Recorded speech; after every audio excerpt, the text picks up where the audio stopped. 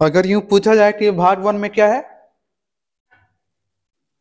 संविधान के भाग वन में क्या है? संघ एवं उसके राज्य क्षेत्र। 2 नंबर में क्या है? नागरिकता। 3 नंबर में मौलिक अधिकार। 4 नंबर में क्या है? तो नीति निर्देशक तत्व, DPSP, directive principle of state policy. अब इसको 4 नंबर में क्यों रखा गया है उसके बारे में बात कर लेते हैं। पहले वाले से जमीन वाला का व्यवस्था हो गया, कौन लोग रहेंगे उसका व्यवस्था हो गया, उनके अधिकार भी हमारे पास हो गया।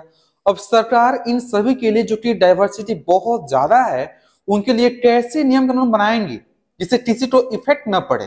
तो यहाँ पे निर्देशक के फॉर्मेट में लिखा हुआ है कि आप नीति का फॉर्मेशन करेंगे, कोई भी योजना लाएंगे तो क्या सोचकर निर्देश यहाँ पे दिया जा रहा है। किनको दिया जा रहा है? ये राज्य को, सरकार को, कि आप कैसे नियम कानून लाएंगे जिससे कि किसी भी समुदाय को, किसी भी धर्म को, किसी भी जाति को, चाहे वो कहीं का भी हो, उस पर बुरा इफेक्ट नहीं पड़ना चाहिए। यानी कि आप ऐसा कोई भी स्कीम लेकर नहीं आएंगे जिससे कि किसी खास समुदाय को हानि हो। तो नाम है नीति निर्देशक तत्व, डीपीएसपी। इसे कहां से लाया गया है? आयरलैंड से लाया गया है। ठीक है, आयरलैंड की राजधानी कहां पे? डबलिन। तो आयरलैंड से लिया गया है इसको। और कहां से कहां तक इसका रेंज है? अनुच्छेद नंबर 36 से 51। अगर हम अनुच्छेदों का रेंज देखें तो भाग नंबर 1 का रेंज क्या है? अनुच्छेद नंबर 1 to 4। भाग नंबर 2 का, नागरिकता वाला का, 5 से 11। तीसरा वाला का, मौलिक अधिकार का, 12 से 35। उसके बाद ये वाला आ रहा है 4 नंबर वाला, 36 से 51 तक। ठीक है, तो ये इसका थीम क्या है वो समझ में आ गया। नीति बनाने के लिए निर्देश देना। किसे? तो राज्यों को। राज्य कहने का मतलब यहाँ पे क्या हुआ? सरकार। एक होता है प्रदेश और दूसरा होता है सरकार। तो यहाँ पे सरकार के बारे में कहना चाह रहा है, वैसे लोग जो सरकार से पेमेंट लेकर कार्य कर रहे हैं। अनुच्छेद नंबर 36 में लिखा हुआ है राज्य की परिभाषा। किसकी परिभाषा? राज्य की। ये प्रदेश वाला नहीं, बिहार यूपी वाला नहीं, बल्कि सरकार वाला। ठीक है। 36 नंबर में क्या लिखा हुआ कि इस भाग में दिए तत्वों का न्यायालय द्वारा जो प्रवर्तनीय नहीं है। इस भाग में जो भी तत्व दिया गया है ना, वो न्यायालय द्वारा प्रवर्तनीय नहीं है। इसका मतलब जस्टिसेबल, मतलब ये नहीं कि जो है ऐसा बोला गया था कि यहाँ पे जो है शराबबंदी लागू करना है, तो आप जो है राज्य के विरुद्ध नहीं जा सकते कि हाँ भाई यहाँ पे तो लिखा हुआ है कि शराबबंदी है, तो आप है नहीं शराब बंद कर रहे हैं। तो इसमें बस जो है निर्देश दिया गया है तो जहां तक पॉसिबल हो आपको अपने राज्य में शराब को बंद रखना है, मतलब शराब नहीं है। इसी के तहत जो है गुजरात और बिहार में शराबबंदी है। ठीक है, लेकिन ये आप इसके विरुद्ध जो है कोर्ट में नहीं जा सकते। सरकार के ऊपर डिपेंड करता है कि ये अप्लाई करेगा या फिर नहीं करेगा। ठीक है, हाँ। तो इसमें जो चीज लिखा हुआ है, ये ऐसा लिखा हुआ है कि सरकार को ऐसा करना चाहिए, ऐसा करना होगा। ठीक है, जहां तक पॉसिबल हो तब। ठीक। अब मान लीजिए ऐसा सरकार है उसके पास कोई भी जो है कोयला वगैरह नहीं मिल रहा है, कोई भी धन संपदा नहीं है, और वहां पे जो है कोई कंपनी वगैरह भी नहीं है, उद्योग धंधे भी नहीं है, तो वहां पर सरकार के पास पैसा आएगा कहां से? तो ये जो शराब वाला मामला होता है, शराब वहां पे बेचवाने देती है और वहां पर मैक्सिमम टैक्स लेती है। मान लो 50 रुपए शराब है तो 200 रुपए में बेचवाएगा और 150 रुपए टैक्स लेगा। ऐसा। ठीक है, दिल्ली में फिलहाल जो है शराब जो है बंद नहीं है, क्योंकि वहां पर दिल्ली में शराब से जो ज्यादा मात्रा में टैक्स आता है। बिहार में भी जिस दिन जो है पैसा कम हो रहा है वहां पे शराब फिर से लागू हो जाएगा। ठीक, ओके। तो राज्य की परिभाषा ठीक है। वैसे लोग जो सरकार से पेमेंट लेकर काम करते हैं वो सब राज्य है। एक प्रिंसिपल भी राज्य है, वो भी चाहे तो वहां पर अपने वाले में जो कुछ भी कर सकता है। ठीक है, इस भाग में क्या यहाँ पे कि मौलिक अधिकार के विरुद्ध आप जो है ये सुप्रीम कोर्ट में जा सकते हैं, लेकिन डीपीएसपी के विरुद्ध आप नहीं जा सकते। ये 37 वाला नंबर बोल रहा है। अब बोला यहाँ पर 38 नंबर की कल्याणकारी राज्य की स्थापना करना पड़ेगा। राज्य यहाँ पे बिहार यूपी नहीं, बल्कि कल्याणकारी राज्य, मतलब सरकार में जितने भी काम कर रहे हैं वो सब कल्याणकारी होना चाहिए। डीएम बन रहा है वो भी कल्याणकारी होना चाहिए, सीएम क्यों बन रहा है वो भी कल्याणकारी होना चाहिए। तो कल्याणकारी राज्य की स्थापना करना होगा। जितने भी लोग आ रहे हैं, वैसे तो कोई भी बनता है तो पहले आवे दे, धन वगैरह आवे दे, भरा जाएगा, उसके बाद भलाई के बारे में सोचेंगे। तो वो चीज नहीं, यहाँ पर कल्याणकारी राज्य की स्थापना के बारे में ये सोचा जा रहा है। कैसे और इसका उद्देश्य क्या है कल्याणकारी राज्य की स्थापना के लिए? तो बोला कल्याणकारी राज्य रहेगा तभी सामाजिक, आर्थिक और लोकतंत्र की स्थापना होगी। ठीक है, जैसे मान लीजिए डीएम के पास जो है फंड आया कि आपके राज्य में जितने भी SC ST वाले हैं उनका उत्थान कीजिए, बहुत आपके आपके जिले में जो है बहुत दयनीय स्थिति है, तो वो स्कीम बनाएगा। अगर वो स्वयं उस कास्ट का होगा तो उनका दुख दर्द जो समझता होगा, और उस कास्ट का नहीं है, कोई उसमें जाति का है, तो उनके बारे में सोचेगा नहीं सोचेगा। यानी इस डीएम को जो है ये निरपेक्ष रहना पड़ेगा। ठीक है, सबको साथ उठाने वाला चाहिए वहां पर। तो ही बोला कि हमारा कल्याणकारी राज्य होना चाहिए। जैसे मान लीजिए कोई स्कूल है, स्कूल का प्रिंसिपल जो है ये क्या बोलते हैं, मान लीजिए कोई ब्राह्मण है, तो वो नहीं चाहे कि वहां पर अपने स्कूल में जो है ये अंडा मिले या फिर ऐसा ऐसा कुछ मिले, तो वो क्या करेगा, उसको बैंक करवा देगा। तो इस तरह से जो है सामाजिक, आर्थिक, लोकतंत्र की स्थापना के लिए कल्याणकारी राज्य की स्थापना के लिए कहा जा रहा है। अब ये चीज कैसे होगा, कल्याणकारी कैसे बनेगा ये, तो इसके लिए जो है शिक्षा, स्वास्थ्य, पेंशन और रोजगार की व्यवस्था करना पड़ेगा। ठीक है, पहले लोग जो सेना में नहीं जाते थे, एक लोग जो मर जाते थे तो वहां पे थोड़ा सा हो जाता, तो वहां से जो फिर पेंशन आया गया कि मरने के पश्चात भी जो है आपको ₹8,000 मिलेगा। जैसे 40,000 मान लो मिलता था, तो मरने के पश्चात जो है ₹20,000 आपको मिलेगा, आपके परिवार को, ऐसा ऐसा। या फिर अगर आप बुढ़ा भी गए, आप रिटायर हो रहे, तो उसके बाद भी आपको मिलने वाला है। ठीक है, तो पेंशन का व्यवस्था किया गया। और स्वास्थ्य के लिए आप देखिए रहे कि हर एक जिला में एक ये सरकारी अस्पताल तो हो रहा ही हो रहा है ऐसा, हर एक जिला में हो रहा, जिले के अंदर जो प्रखंड वगैरह है वहां हर एक प्रखंड में भी हो रहा। ठीक है, उसके बाद जो है ग्राम पंचायत लेवल पे भी छोटा मोटा खोलने के लिए, डिस्पेंसरी वगैरह खोलने के लिए मतलब छूट दिया गया है। तो वो उसी के तहत में PMCH पटना में है, तो इसी के तहत में बनाया गया है। उसके बाद एजुकेशन वाला देखिए रहे, एजुकेशन 6 से 14 साल के बच्चों को फ्री देना है। जो गवर्नमेंट स्कूल बना हुआ हर एक गांव के, हर एक पंचायत के आसपास में, वो कहां से, तो इसी के तहत में कल्याणकारी राज्य बनाने के लिए। यानी और अनुच्छेद नंबर 38 आपको हर एक जिला जवार में आपको देखने को मिल जाएगा। और ये आपने देखा होगा, ये शिक्षा वाला देखे होंगे, स्वास्थ्य वाला देख लिए होंगे, पेंशन भी मुझे लगता है कि मिलता ही होगा, जो भी जॉब छोड़ा होगा मिलता है या नहीं मिलता है, मिलता है। रोजगार के लिए जो है ये नरेगा मनरेगा ये सब चलाया गया था, जिसमें 100 दिन के लिए जो है गांव में कोई जो है मान लीजिए कुआं खोदवाना है या फिर सड़क साफ करवाना है, ऐसा बनवाना है, नली बनवाना है, तो वहां पे वहीं के लोगों को काम दिया जाता था ऐसा 100 दिन के लिए। तो रोजगार का वाला मीडियम भी इसमें लाया गया। और श्रमिकों के लिए जो बेहतर कार्य के लिए जो है ये लाया गया, जैसे पहले मान लीजिए कोई ठेकेदार जो है ठेका लिया हुआ है, तो वहां पे काम करवा रहा है दिन भर और पैसे दे रहा है ₹40। ठीक है, तो उसी तो सोचता जो है मनरेगा नरेगा जैसा जो है ये चीज लाया गया था, महात्मा गांधी राष्ट्रीय ग्रामीण रोजगार गारंटी योजना। ठीक है, प्रसूति सुविधा लाया गया। अगर मान लीजिए कोई महिला जो है सरकारी में काम कर रही है, चाहे वो कहीं भी शिक्षक हो या फिर बैंक के कर्मचारी हो, रेलवे ड्राइवर हो, कुछ भी हो, तो अगर उसका बच्चा होने वाला है तो उसको 26 सप्ताह का छुट्टी दिया जाएगा। और वो 26 सप्ताह कहाँ से लेगी तो उसके ऊपर डिपेंड करता है। ठीक है, हो सकता है छठवां 7वां महीना के आसपास में थोड़ा सा स्थिति खराब हो तो वहां से वो छुट्टी ले लेगी। और 26 सप्ताह मतलब कितने महीने, लगभग 4 महीना के आसपास में, तो 4 महीना का पैसा उसको फुल मिलेगा। ये है प्रसूति सुविधा, तो ये भी इसी में लिख दिया गया है। ठीक है, और हर एक को वर्तमान में भी मिलता ही मिलता है। आगे यहाँ पे गांधी बाबा को ठूसा गया है, गांधीवादी सिद्धांत को। गांधी बाबा ने कहा था कि अगर इस देश का जल्दी से विकास करना है तो गांव पे मैक्सिमम फोकस करना पड़ेगा। क्योंकि हमारे प्रथम जो प्रधानमंत्री थे पंडित जवाहरलाल नेहरू, वो बोले थे ना, और शहर का विकास करते हैं, शहर में फैक्ट्री वगैरह लगाते हैं, तो गांव से लोग आएंगे और वहां पे काम करेंगे और भर भर के पैसे लेकर जाएंगे। लेकिन जब शहर मान लीजिए यहाँ पे है तो आसपास वाले गांव के लोग पहुंचे, वहां पर भीड़ ज्यादा हो गया और कंपनी तक थोड़ा मोड़ा, तो भीड़ ज्यादा होने से वहां पर मजदूर की संख्या तो चूंकि ज्यादा हो गया, तो वहां के जो कंपनी का जो मालिक है वो क्या कर रहा है, कम में पैसा देके बार घंटा खपा रहा है, हटा रहा है ऐसा। तो अब वहां पे लोग के पास पैसा आ रहा है कम और दिन भर मजदूरी किया, पैसा आ रहा है कम, तो आने जाने में खर्च, यहीं पे खाया भी होगा, है ना, उसके बाद घर पे लेके जा रहा है कितना, तो 4-5 रुपया उस समय की बात हो रहा है। तो वैसे स्थिति में गांव का जो है गांव हो गया, खपड़ाइल वाला, ये घास फूस में रहने वाले लोग घास फूस में ही रह गए।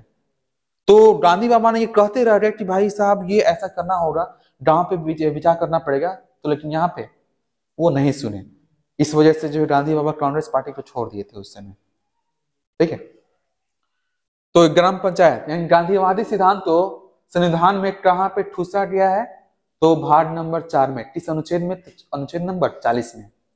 ठीक है, इसी को ध्यान में रखते हुए फ्यूचर में 1959 के आसपास में ग्राम पंचायत वाला थीम आया, क्योंकि पीएम सीएम ये लोग जो है गांव के बारे में जान ही नहीं पा रहे हैं।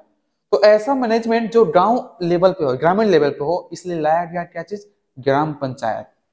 ठीक है, और ग्राम पंचायत जो है अचानक से नहीं आ गया, सबसे पहले जो है लाया गया कहाँ पे, राजस्थान के नागौर जिले में। वहां पे 2 अक्टूबर 1959 को लाया गया है। किनके द्वारा लाया गया था वो, तो वो लाया गया था ये पंडित जवाहरलाल नेहरू के द्वारा, कि गांधी बाबा जो चिल्लाते रह रहे थे तो इनको थोड़ा सा इसमें अप्लाई किया जाए। इन्होंने जो कहा था वो सच में अप्लाई हो पा रहा है या नहीं हो पा रहा है। तो वहां पे जब अप्लाई किया गया तो एकदम सक्सेसफुल रहा। तो गांव के लोग जो है आसानी से जानते हैं कि कहाँ पे नल टूटा है, कहाँ पे क्या है, और कहाँ पे सड़क की आवश्यकता है, कहाँ पे पानी की कमी है, कहाँ पे नल की आवश्यकता है।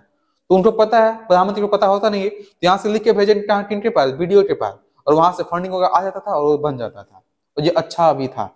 इसलिए आगे चलकर जो है 1991 के आसपास में जो है संशोधन किया गया है, और संशोधन के माध्यम से पूरे देश भर में जहां जहां गांव वगैरह है उन सबको मिलाकर जो है ग्राम पंचायत का स्थापना किया गया हर एक में। और ये वर्तमान में अभी भी है क्या, अभी भी है ना। तो गांव को मान लीजिए गांव का तो व्यवस्था हो गया, अब शहर में भी तो लोग हैं, शहर में भी तो नली गली है। अब मान लीजिए डीएम मान लीजिए शहर में है, डीएम किसी जिला का मालिक, तो डीएम जो है पूरे जिला को देखना पड़ता है ना, तो शहर को कौन देखेगा। तो शहर को देखने के लिए भी नगर परिषद बनाया गया, नगर पंचायत बनाया गया, और छोटा मोटा है तो नगर पंचायत, उससे बड़ा है तो नगर परिषद, उससे भी बड़ा है तो नगर निगम। वर्तमान में हमारा नगर निगम बन गया है ना।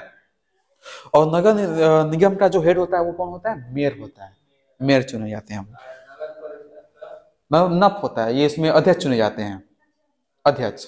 ठीक है, एचडीओ, एचडीओ नहीं सुने ध्यान से, बीडीओ सुने हैं, डीईओ सुने हैं, नगर परियोजना वाला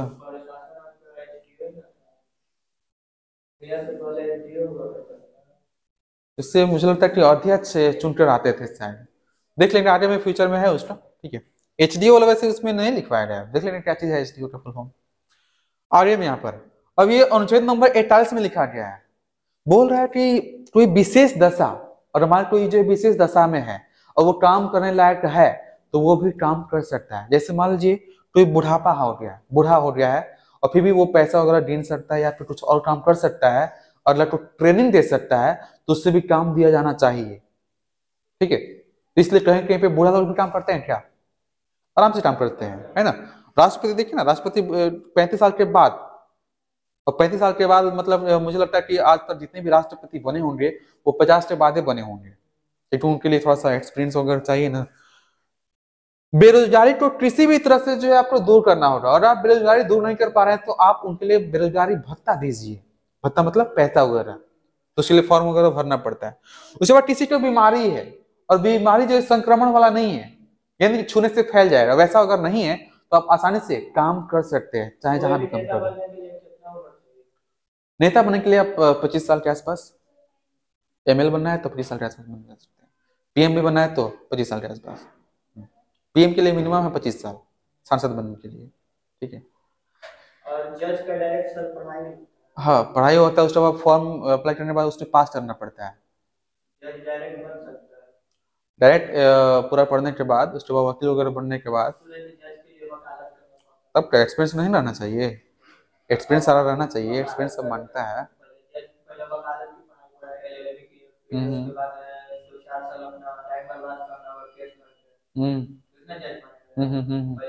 हर एक के लिए, हर एक के लिए अलग अलग है।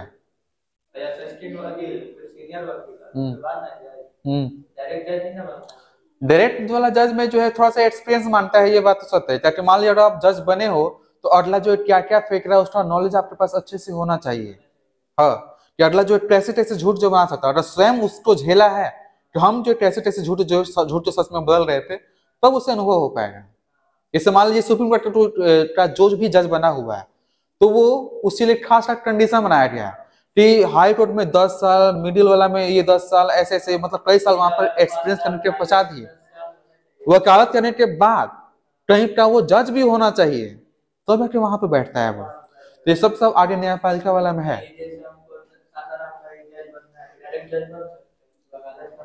उसके लिए कुछ करना पड़ेगा। हाँ उसके लिए देख लेंगे हम आगे फ्यूचर में। कोई भी आदमी डायरेक्ट जज नहीं बनता। ना नहीं हाँ, ना, वही पता उसके लिए फॉर्म वगैरह अप्लाई करना पड़ेगा। जज बनते बनते आदमी का उम्र नहीं तो 28-30 तो हो गया। 30 आराम से पहुंच जाएगा। हाँ, 30 हाँ 25 साल के आसपास में हो जाएगा मुझे लगता है कि, क्योंकि एक जो है लड़की आई थी, रेड क्रॉस का कैंप चल रहा था तो वहां पे एक लड़की आई थी, मुझे लगता है उसका एज बहुत कम ही था। व्यवस्था देख लेंगे, उसमें लिखा हुआ है सारा चीज। तो ये वाला विशेष दशा वाला क्लियर है ना। जैसे मान लो कोई लंगड़ा है, क्या लंगड़ा कोई फॉर्म भर सकता है क्या? आराम से फॉर्म भरता है, तो वो इसी के तहत अनुच्छेद नंबर 41। कोई बीमार है, किसी को मान लीजिए बीपी है, बीपी की बीमारी है या फिर शुगर का बीमारी है, तो क्या वो काम करना छोड़ देते हैं क्या? करते हैं ना वो। तो यही वाला उन्हें जो आदेश देता है कि ये लोग भी काम कर सकते हैं। ठीक है। 44 नंबर क्या है? समान नागरिक संहिता। और कोई काम करना ही नहीं चाहता तो उसके लिए क्या है? फिर समस्या कहाँ है? काम नहीं करना चाहते हटा दीजिए आराम से। जैसे मान लीजिए हम जो है बैंक में काम कर रहे हैं और एकदम पक गए हैं, एकदम पैसा गिनते गिनते हैं, तो वैसी स्थिति में हमारा मन नहीं करता, वहां पर रिजाइन मार देंगे। अरे मैं कोई काम नहीं करना चाहता। उसके लिए चप्पल चप्पल उड़ते उड़ते हुए आएगा। चप्पल उड़ा है कभी चप्पल? समान नागरिक संहिता पूरे देश भर में एक ही राज्य में ये लागू है। वो कौन सा है? गोवा। गोवा, ठीक है। गोवा पे पहले जो पुर्तगालियों का शासन था वहां पे। उसके बाद गोवा में जब 1961 में भारतीय सेना हेली ना, अरे भाई तुम सब क्या कर रहा है? 1947 में हमारा देश जो आजाद हो गया, तुम लोग हिती को हो, हितनी में हो, काहे के लिए हो यहाँ पर? क्या से ठसक हो यहाँ से? तो वहां पे जा, तो जब सेना घुसी तो लोग वहां से छोड़ के चले गए, तो 1961 में गोवा इसमें शामिल हो गया। ठीक है। वहां का जो संस्कृति है कोई 100 साल हो गया ना, 1498 से 1900, मतलब 450 साल से वहां पे लोग जो पुर्तगाली शासन कर रहे हैं। तो वहां के जो बच्चे होंगे सब के सब मतलब पुर्तगाली टाइप के हो रहे हैं। उनका माइंडसेट जो है वो पूरी तरह से पुर्तगाली का जो नेचर है, संस्कृति है, वो सब ढल चुके होंगे। तो इस वजह से क्या किया गया, उसमें बदल दिया गया। ये कहा कि आपका संस्कृति पूरी तरह से अलग है, तो आपको शुरुआत में तो ये केंद्र शासित प्रदेश के रूप में रखना होगा। उसके पश्चात 1987 के आसपास में जो है गोवा को संपूर्ण राज्य का दर्जा दे दिया गया, और वहां पे उन्हीं के शासनकाल से जो है समान नागरिक संहिता था। मतलब वहां पे जो है विवाह चाहे कोई भी धर्म का हो, कोई भी हो, विवाह एक जैसा होता है, तलाक भी एक जैसा होगा, और वहां पे गोद लेने का जो व्यवस्था होगा वो भी एक हो जैसा, संपत्ति का जो बंटवारा होगा वो भी एक जैसा होगा पूरे लोगों का। ठीक है। तो समान नागरिक संहिता ऐसा कहा जा रहा है कि अगर जिस जिस राज्य में पॉसिबल हो वहां पे ये चीज अप्लाई किया जाए। शादी व्यवस्था जो वैसे वर्तमान में बिहार में सेम सेम टाइप का होता है क्या? सेम टाइप का नहीं होता है। क्रिश्चियन का शादी अलग टाइप का होता है, हिंदू अलग टाइप का होता है, आप लोगों में भी अलग टाइप का होता है ना, सबका अलग अलग होता है। लेकिन ये सरकार के द्वारा इस वाला में कहा गया है, अब कोई इसमें केस नहीं कर सकता कि यहाँ पे सब तो डिफरेंट डिफरेंट हो रहा है। क्यों नहीं कर सकता? 37 में लिखा हुआ है कि आप इसके लिए कोर्ट में नहीं जा सकते। ठीक। तो ये वाला व्यवस्था जो है केवल किसमें है? गोवा में है। वर्तमान राज्य गोवा एकमात्र ऐसा राज्य जहां पे 1869 से ही समान नागरिक संहिता लागू है, जहां पे पुर्तगालियों का शासन था और वो 1961 में भारत छोड़कर चले गए थे। उसके बाद यहाँ पर 46 नंबर में बोला कि दुर्बल वर्ग। दुर्बल वर्ग में कौन कौन लोग आ जाएंगे? बच्चे, महिलाएं, ये सब दुर्बल वर्ग होते हैं। अल्पसंख्यक भी दुर्बल वर्ग में आते हैं। तो इन सब के शिक्षा और अर्थ संबंधी हित, उस पर भी ध्यान देना पड़ेगा। ठीक है। ये नहीं कि मान लीजिए कोई डोम टाइप का है और लड़का जो हाशिए पे रह रहा है, मतलब साइड में रह रहा है, तो आप उनको ये रोजगार देने से मना करेंगे। वो लोग चाहे तो रोजगार उनमें मिल सकता है, वो लोग फॉर्म भरना चाहे तो आराम से भर सकते हैं, बस में जाना चाहे तो आराम से जा सकते हैं, इसलिए पूरी तरह से छोड़ दिया गया है। ठीक है। लेकिन फिर भी इस वाला में ठोस दिया गया है ताकि सरकार जो कोई भी बने उनका ध्यान सीधे इस पर आए कि हमें किसी भी तरह से दुर्बल वर्ग के हित के बारे में सोचना है, कुछ न कुछ स्कीम निकालते रहना है। जैसे ठंडा आता है तो सरकार जो है निकलती है, देखती है कि कहाँ कहाँ पे जो कंबल की आवश्यकता है, कंबल की बंटवारा करती है। क्या हम लोग के घर में आती है क्या? आती कहीं, ए भाई टुकड़ाती ऐसे, ए भाई साहब लीजिए कंबल लीजिएगा? नहीं कहती है। तो ये चीज यहाँ पे लिखा गया, और साथ ही इसी में कह दिया गया चाहे वो किसी भी जाति का हो, नीच जाति का ही क्यों ना हो, अगर वो पढ़ा रहा है, टीचिंग कर रहा है तो उसको भी बड़ी जाति की तरह ही समान वेतन मिलना चाहिए। तो समान कार्य के लिए समान वेतन मिलेगा, ये भी यहाँ पे लिखा गया है। ठीक है, पहले जैसे ऐसा होता था, जैसे वर्तमान में आज भी हमने देखा है, और मान लीजिए दो मजदूर है, एक महिला एक पुरुष है, तो महिला को पैसा कम देते हैं लोग, महिला को पैसा कम देते हैं, पुरुष वालों को ज्यादा देते हैं। ठीक है, तो थोड़ा सा भेदभाव इस वाला में हो जाता है, लोग कर देते हैं।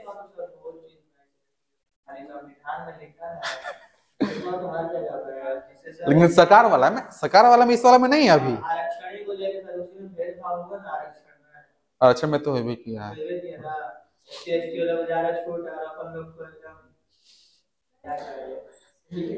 SC/ST वाला को एक खास साल वाइज दिया जाता है कि 10 साल के लिए SC/ST वाला को इतना % आरक्षण रहेगा। वो देखकर कि भाई अभी तो अरे आरक्षण दिया गया था, बोल रहे थे तुम लोग यहाँ पे इसमें आओगे, अभी तो उठ ही नहीं रहा है।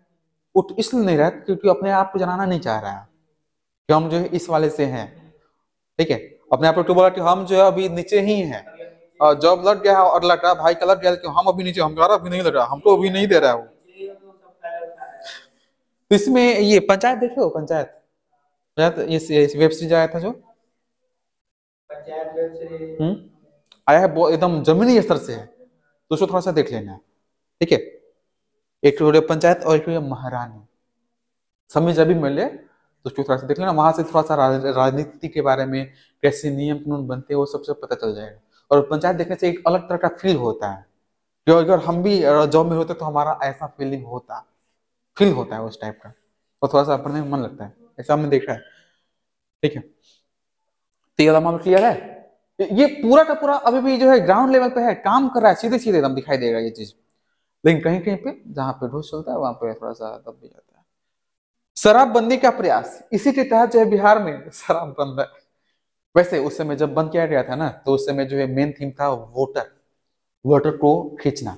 तो जितनी भी महिलाएं थी, शराबबंदी से महिलाएं बहुत खुश थी, तो उन्होंने सारा जो नीतीश कुमार को वोटिंग की थी। ठीक है, लेकिन जैसे बंद हुआ तो उसके बाद जो है शराबबंदी यहाँ पे रुका नहीं, ब्लैक में मिलना शुरू हो गया। जो वहाँ पे 100 रुपये मिलता था, अब वो 1000 रुपये मिलता है। जो 20 रुपये पौवा मिलता था वो 400 में मिलता है। अरे कितना लोग मर रहा है, उसमें मर जा रहा है।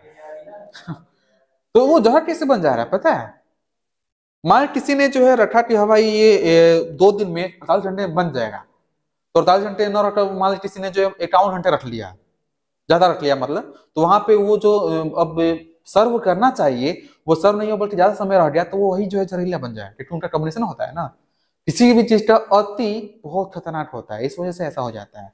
और जहां पे वो बनता है वहां पे एकदम दयनीय स्थिति रहता है, ये नहीं कि बड़ा बड़ा गोडाउन है, ऐसा नहीं, एकदम सरल चीजों में बनता है वो चीज।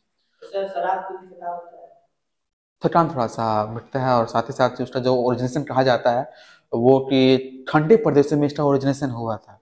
ठंडे प्रदेशों में जो लोग है ना, वो पूरा फैमिली जो पीता है दम पर।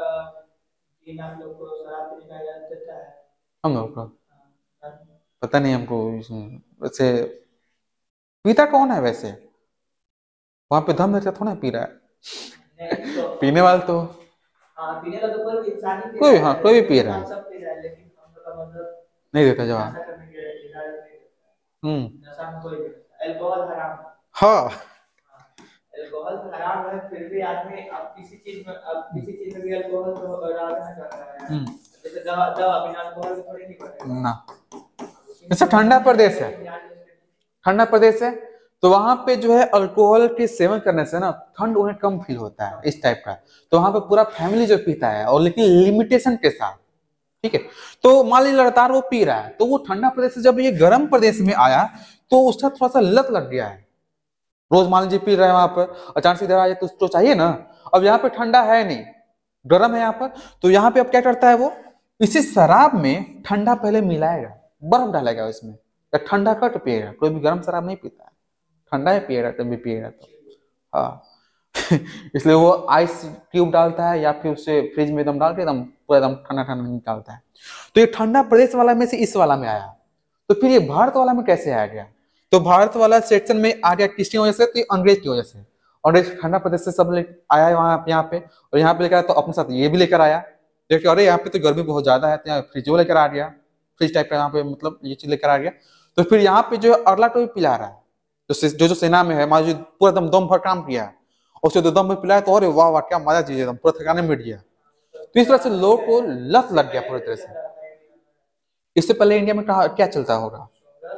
सोमरस क्या वो शराब के फॉर्मेट में होता था या फिर किसी और चीज का बनता होगा?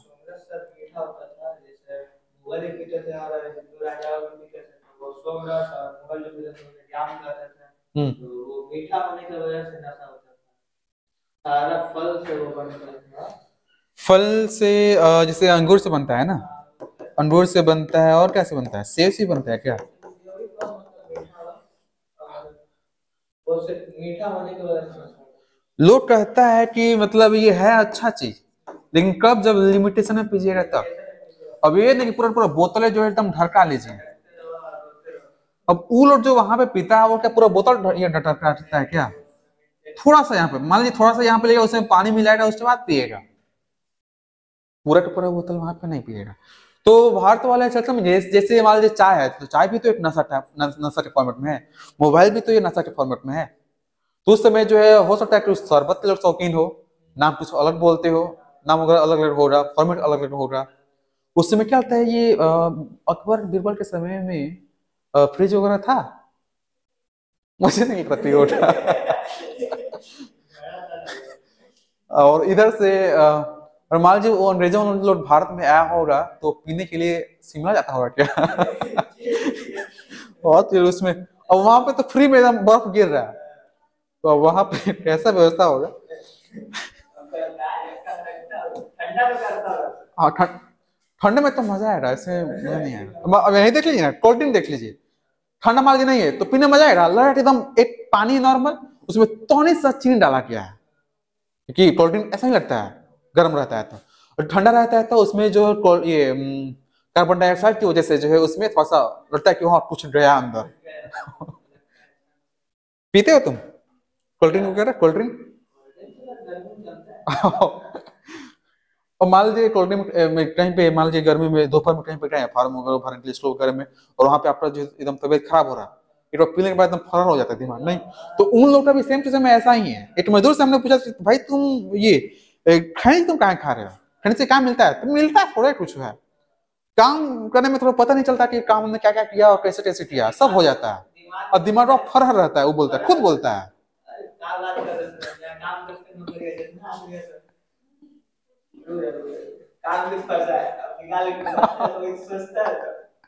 खाने के बाद तुरंत तुरंत अप्लाई हो जाएगा। एक मेरा दोस्त था बचपन का, वो जो है नागपुर की तरफ में रहता है, इलेक्ट्रिशियन है, एक बड़ा ये सीमेंट कंपनी वाला है। तो कंपनी जितना प्लांट है ना उसमें इलेक्ट्रिशियन है वो। तो अब उस वाला में जो है कितना हजारों तार आया है गया है, और इसमें कहाँ पे फॉल्ट मारा उसे पता नहीं चलता है। तो अब एक बार सिगरेट पीता है ना वो तो अब सीधे उसी पॉइंट पे पहुंच जाता है, पता नहीं क्या क्या है। तो जैसे काम मान लीजिए रुका हुआ है तो तुरंत जो मनवाता है, जल्द से जल्द सिगरेट लेके अगला से मनवाता है, उसके बाद पीता है, उसके बाद बन जाता है, पता नहीं कैसे। ये क्लियर है यहाँ पर। स्वास्थ्य में सुधार है तो अब चूंकि मान लीजिए लत लग जा रहा है ना, रुक नहीं रहा है दम भर, और अगला ने ये भी सीख लिया कि हमारा जो है हम तो भाई दिल टूट गया है, जब गम में है तो पी लेते हैं, उससे गम मिट जाएगा।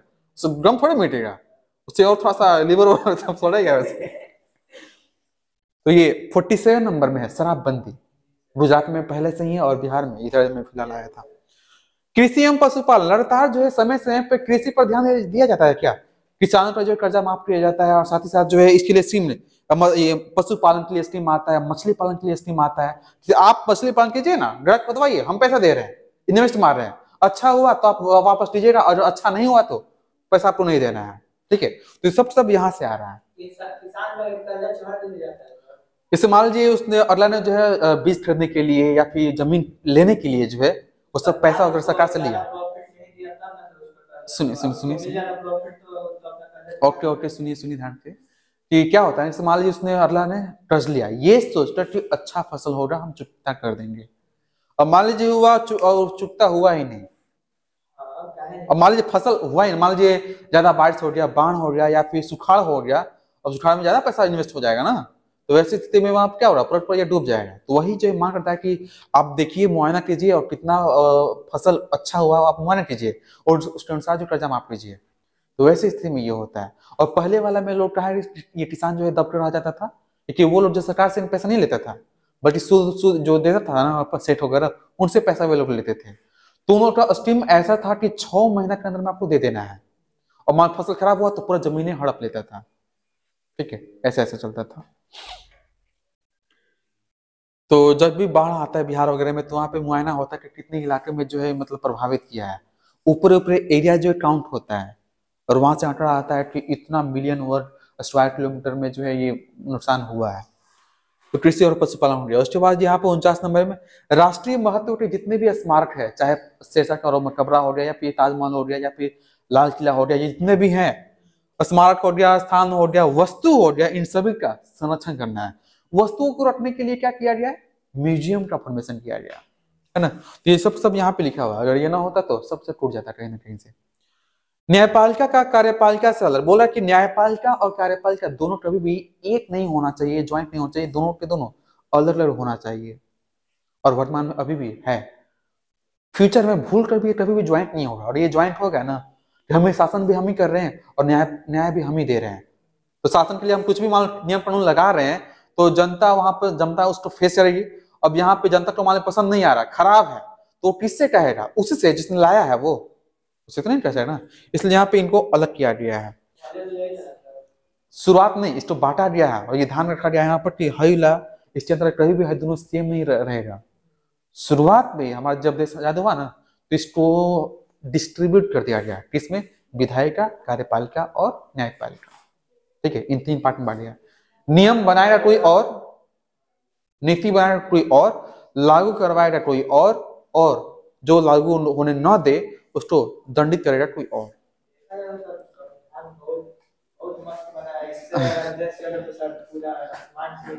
पूरी तरह से मानने लगे तब तो फिर बात ही क्या है। अब यहाँ पे अंतर्राष्ट्रीय शांति व सुरक्षा, ये कहा गया है कि भारत कभी भी किसी भी देश पर अपनी तरफ से कभी भी आक्रमण नहीं करेगा। पहला आक्रमण, अगर उधर से आक्रमण हुआ तो इधर से गोलियों की काउंटिंग नहीं होगी। फिर ये कहाँ पे ठूसा गया, अंतर्राष्ट्रीय शांति व सुरक्षा। इसी के तहत जो हमारा देश कभी भी अटैक नहीं करता। अब पाकिस्तान वाला सेक्शन जो है ना, पश्चिमी पाकिस्तान वाला, तो पूर्वी जो पाकिस्तान है, जो बांग्लादेश वर्तमान में है, तो लट्टा वो जुर्म उठा रहे थे, तो भारत अब वहां भी कुछ कर नहीं पा रहा था। पता है कैसे पाकिस्तान वाला जो है भारत पे तौने से अटैक मार दिया। बांग्लादेश में तो जुर्म उठा ही रहा था, इधर भी जो है अटैक मार दिया। अटैक भारत वाला सेक्टर में मारा, तो वहां से भारत चढ़ाई कर दिया और पूरे बांग्लादेश को आजाद करवा दिया। तो भारत जो अपनी तरफ से जो है नहीं करता। और भारत और चाइना के साथ जो है युद्ध भी हुआ था 1962 में, तो भारत जो है युद्ध करने के कोई भी मोटिव नहीं था, इसलिए भारत उस समय हार गया 1962 में। नहीं तो मान जब अचानक से हमारा देश जो है आजाद हुआ था, वो चाहता था कि हमारा देश जो है विकसित हो, विकासशील हो, और वहां पे अगला जो युद्ध कर रहा है, आक्रमण कर रहा है। कैसे, तो दलाई लामा जो तिब्बत से वो भाग के इधर आ रहे थे, वही जो है चाइना वाला बोल रहे थे कि हमें जो उसे सौंपी है। बाकी कल जो हम लोग ये देखने वाले हैं, भाग 4 में ही क यहाँ पर ऐड किया गया है, क्योंकि पूरी दुनिया जो है अधिकार, हमारा ये अधिकार है, हमको दिया जाए, ऐसा से तो बोल रहा है, लेकिन लोग अपना कर्तव्य नहीं समझ रहा है। तो यहाँ पर बाद में आजादी के बाद 25 साल के पश्चात जो इसको लाया गया 1976 में, कि भाई लोग अपना अधिकार तो ले रहा है, अपना कर्तव्य समझ ही नहीं रहा है कि हमारा कर्तव्य क्या है। ठीक है, तो ये चीज लाया गया था आजादी के पश्चात। अब इसको कहाँ रखा जाए, क्योंकि ये बहुत इंपॉर्टेंट है, ताकि अपना लोग जो कर्तव्य अपना समझ पाए। तो पहला वाला में नहीं, दूसरा वाला में नहीं, ये सब भी बहुत इंपॉर्टेंट है। इससे भी हाउस ऑफ रहेगा तब ना ये ड्यूटी रहेगा, कर्तव्य। जमीन थोड़ा जमीन का थोड़ा ना कर्तव्य कुछ होगा, मानव का। तो पहले मानव का स्टेबल बनाया गया, उसके बाद इसको यहाँ पे रखा गया। ठीक है, तो इसको हम लोग कल देख लेंगे। आज के लिए इतना ही।